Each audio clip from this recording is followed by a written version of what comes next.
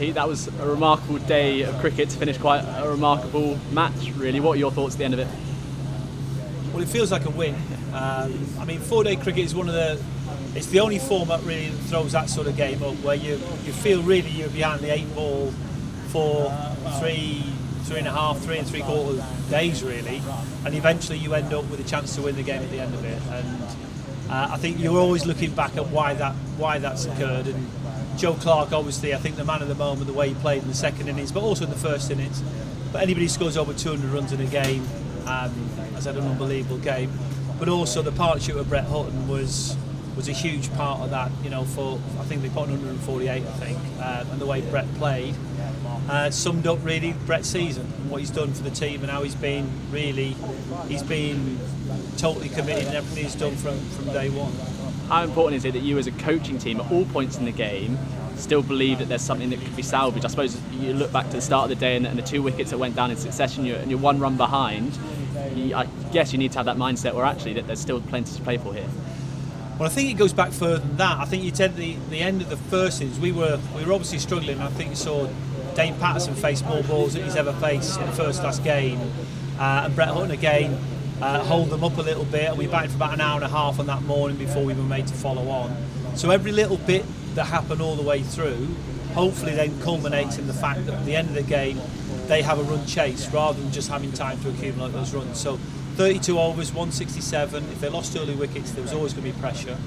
I think the Zach Crawley wicket was a huge wicket to get early on. He played so well first innings. And we created some pressure.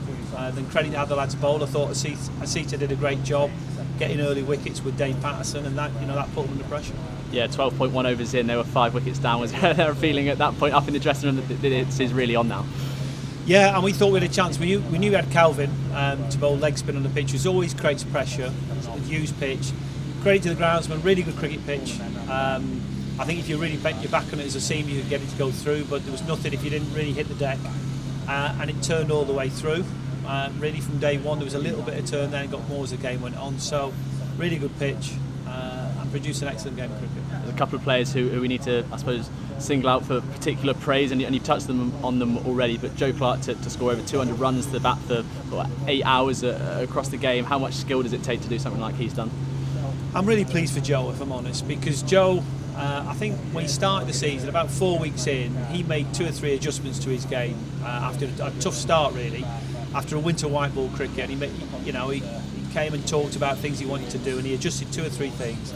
And ever since then, he's been consistent in how he started innings. He's always been a good player once he's in, but how he starts innings now is much calmer.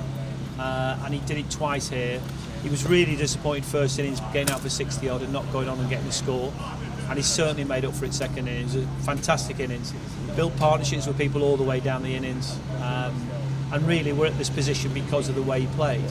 And he found an unbelievable partner in Brett Hutton, and that was a belief thing as much as anything by everybody in the team and by Brett himself. Is that a perfect working relationship, really, when you say that Joe almost came to you at the start of the season and with things that he wanted to work on, having been away over the winter?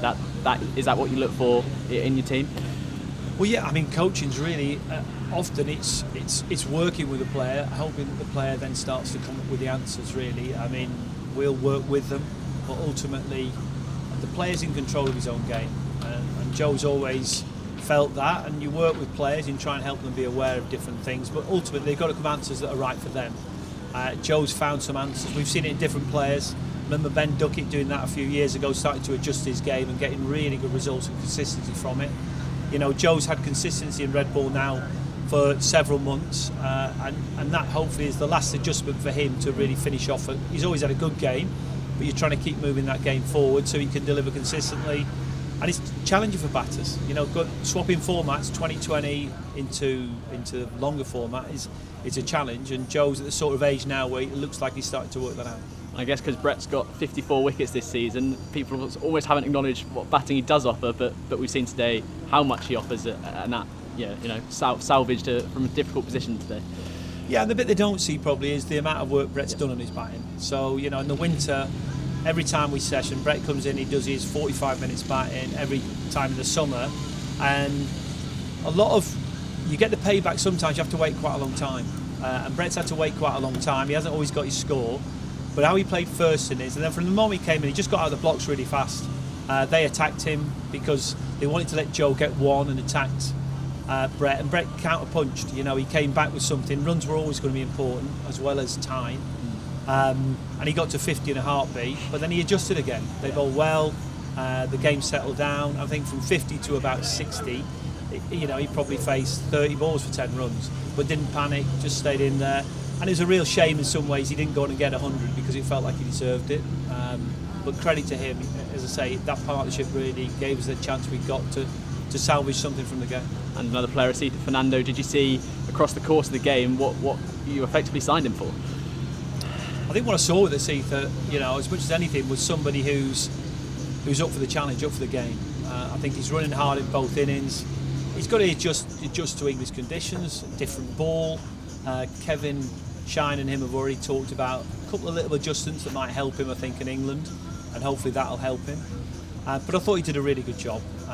He's fitted into the team great, and he attacks the stumps. You know, he's skinny bowler, bowler good pace, a little bit different to other people in our attack.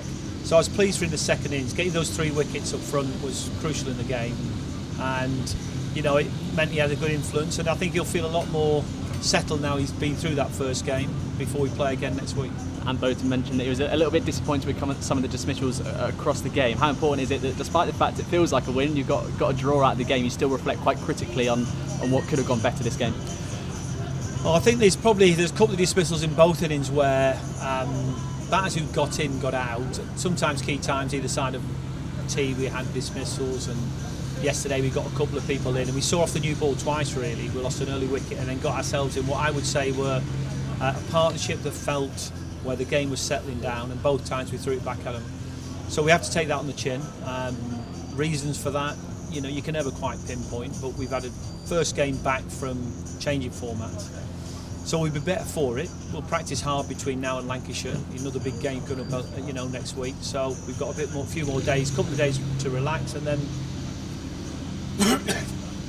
back at it and ready to go in Old Trafford. Yeah, we are well and truly in the home straight, if not in the final sort of 20 or 30 metres. But how do you look forward to those final 2 games now? Important, and how well placed is the squad as a group to prepare for those? I mean, this time of year is nice in some ways in that it's a bit like the start. You play a game, you get 3 or 4 days, and then you play another game. The middle part is the hard bit where we keep swapping formats.